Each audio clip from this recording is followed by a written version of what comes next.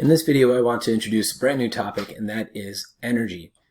It says work, power, and energy, but energy is sort of our key focus here at the central point. And work and power we'll be discussing as aspects of energy.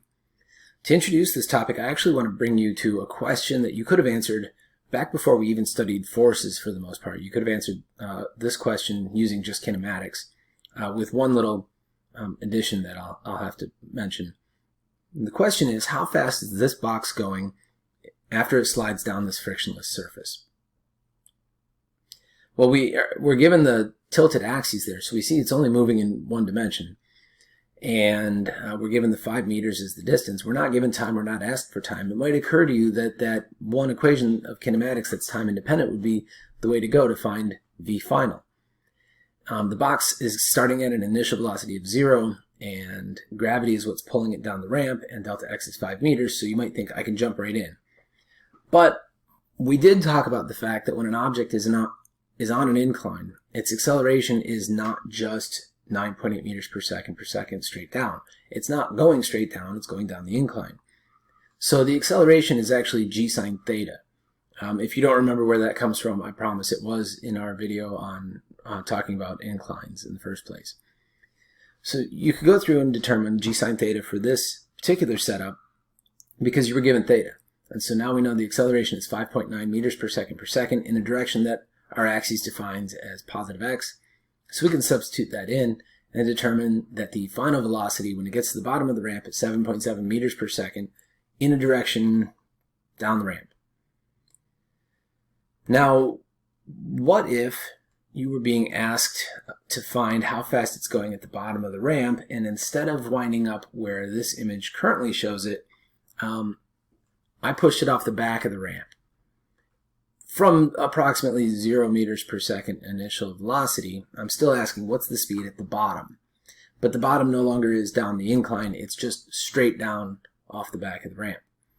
This is even easier. We did this a long time ago, and you could calculate this with that same equation, but now you don't have to take the step of determining what the acceleration is. It's just the negative 9.8 meters per second. Negative because it's in a straight down negative y direction. The 3 meters is also negative because it's starting out up high and ending up down low.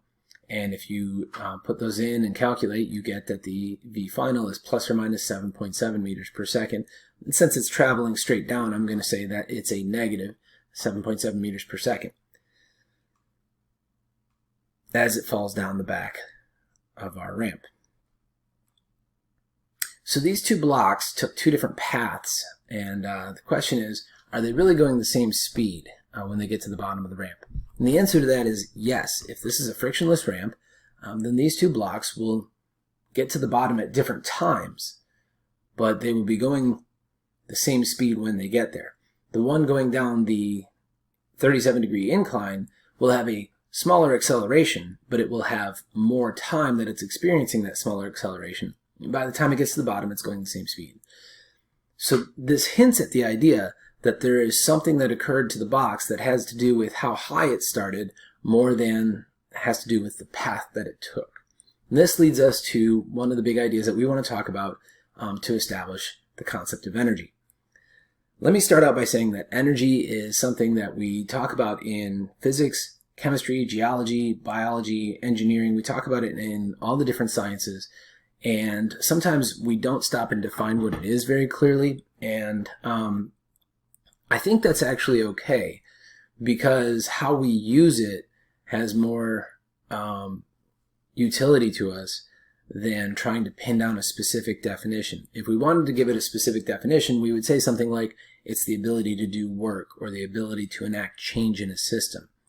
Energy actually comes from the term for stored work. We'll get into that a little bit more when we come back and talk about the term work itself. In the meantime, let me give you some key points about energy. You probably already know energy cannot be created or destroyed. I want to emphasize that it can be transferred from one object to another. We'll talk about a couple different ways that can happen.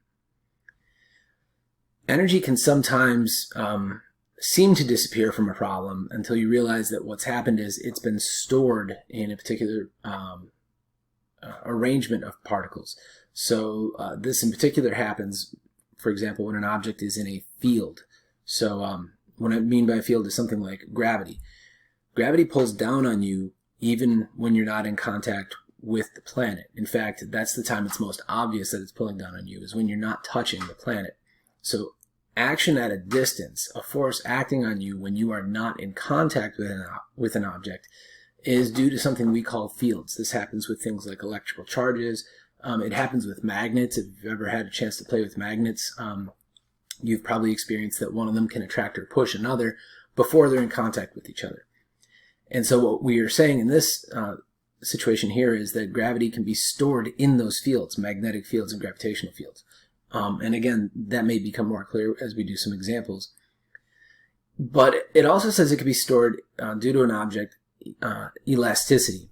So what I mean by that is if an object has some elasticity that stretches or compresses, whether it follows Hooke's law or not, then as you stretch or compress the object, it has energy, meaning it can spring itself back to its original shape. We'll specifically talk about objects that do follow Hooke's law. One of the best parts about energy from the perspective of a physics student is that it's not a vector. So when you're doing a problem and you have the option of doing it with kinematics and forces, which are vectors, or doing it with energy, it's not always possible to answer the question with energy calculations, but when you can, and it's equally valid, then you would probably want to do the energy equation because it lets you skip around a lot of the vector math.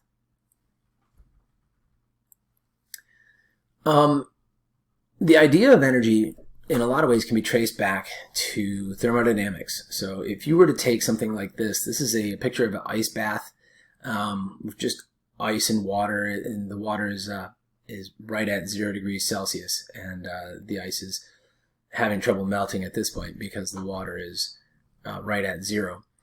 If you were to place into this a piece of metal, like a little brick or ball of metal that is coming out of boiling water, something right at 100 degrees Celsius, placing a 100 degrees Celsius metal object into this ice bath, you would expect to see the temperature of the metal object go down and the temperature of the water to go up, and they would meet somewhere in between. Where in between would depend on things like what exactly the metal is, and of course how big it is. If you drop a little BB in here versus if you drop a 1 kilogram chunk of iron. But it would seem as though something was being transferred from the metal object to the water, heating that water up from 0 to whatever temperature it gets to. And the metal object is clearly losing temperature, dropping from 100 degrees down to whatever temperature is its new equilibrium. So what is it that's transferred from the metal object to the water? And that's the type of question that in the 1700s, scientists were trying to figure out if heat is some sort of fluid that we couldn't really see or extract exactly, but we could determine flows from object to object, from a hotter object to a colder object, flowing between the two until they're in equilibrium. We no longer think of heat as a physical fluid like that, but we still talk about it that way in a lot of ways. We talk about things like heat transfer, and we usually depict it as a substance flowing from one place to another place. So there is a lot of validity to thinking about it that way. By the 1800s, engineers were using heat transfer extensively in steam engines to power locomotives and mining equipment and ships, or to generate electricity. The idea that something was stored in, for example, coal, and was transferred from coal or other fuel, leaving it when that material is burnt, something is then transferring into your material that's heating water and creating steam, and then generating useful machinery. That helped scientists and engineers settle on this concept of energy as we now know it, and sort of define some of these terms. And it's exactly how we still describe things today, like how a nuclear reactor works to generate electricity to go to our house, where you turn it into something useful like lighting and heat, or these days, air conditioning. I want to emphasize the only reason that's useful is because energy is conserved. That means that we are able to determine a certain amount of energy that you have in a system at this time and know that you will have that same amount of energy in the system later, although the energy itself may change around its format and its exactly which object in the system that it's in. I'm linking this video. It says Feynman's Building Blocks of Thermodynamics. Richard Feynman, in this video, they talk a little bit about his explanations about what energy is and why it's useful, and I think it's worth listening to, although it doesn't get into any of the calculations themselves. I also want to give you some terms right here that, as usual, I'm not going to ask you like vocabulary or anything like that in a quiz, but you'll want to know these terms. If a system is described as isolated, that means that it does not have any, assume that it has no contact with the universe around it. No mass entering or leaving the system, but also no energy entering or leaving the system. So the amount of energy that you have at the beginning of the problem has to equal the amount of energy at the end of the problem. If a system is described as closed, which we'll discuss less in this course, that means that the total mass of the system remains constant, but energy can be added or removed from the system by non-conservative forces. Conservative forces and non-conservative forces are defined here a little bit. Conservative forces can, as it says, it can change the object's energy from one type to another type, so kinetic energy to potential energy, for example. But these forces are only acting within a system. They're not adding energy to the system, and they're not taking energy from the system. They're moving energy from one object to another object within the same system. And by object, we're being a little bit loose here because the object could, for example, be a gravitational field, so not what you would typically think of as an object. Within a system, if we talk about a non-conservative force, then that will be talking about something like friction. That's our primary non-conservative force. Will either be like this hand comes in and adds energy to a system by pushing, or something like friction, which is changing the energy from kinetic to thermal. And the big thing with that is that you don't then get it to turn back into kinetic energy in the same way that we talk about it. Of course, thermal energy is at an atomic and molecular level a measure of kinetic energy of the particles, but we're not talking about it like that for this topic here.